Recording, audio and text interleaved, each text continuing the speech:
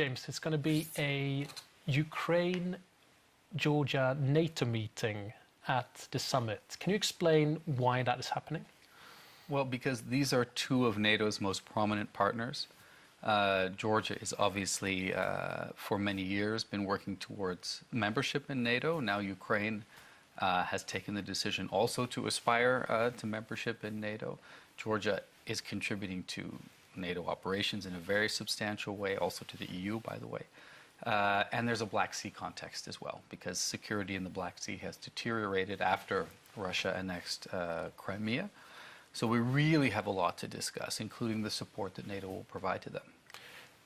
What would be the outcome of this meeting, though?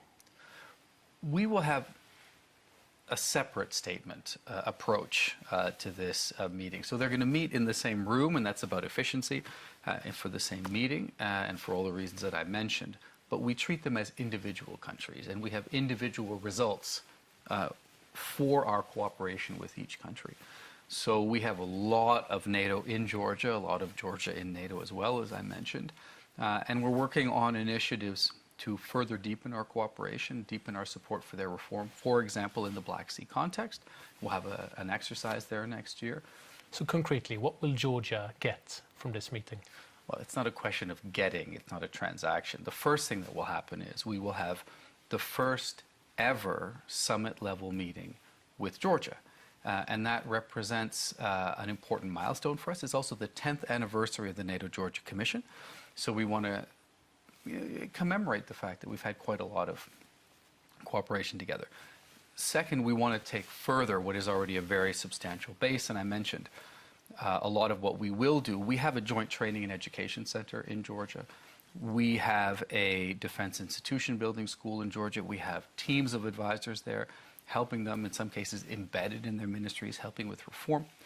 We'll hold the exercise next year. We're helping them to extend their air and maritime picture in the Black Sea.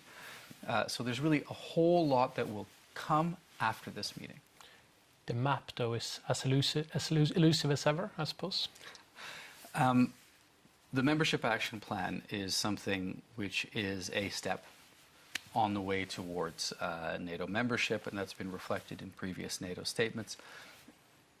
The way we at NATO, I think, are approaching this is that the Membership Action Plan and membership will come. That's a commitment from NATO. But what we can focus on now is helping Georgia get ready to meet the standards of membership, to focus on reform, and with all of our support. So we're doing our best to provide that support and step up that support. And when the day comes that the politics are right, then Georgia will be ready.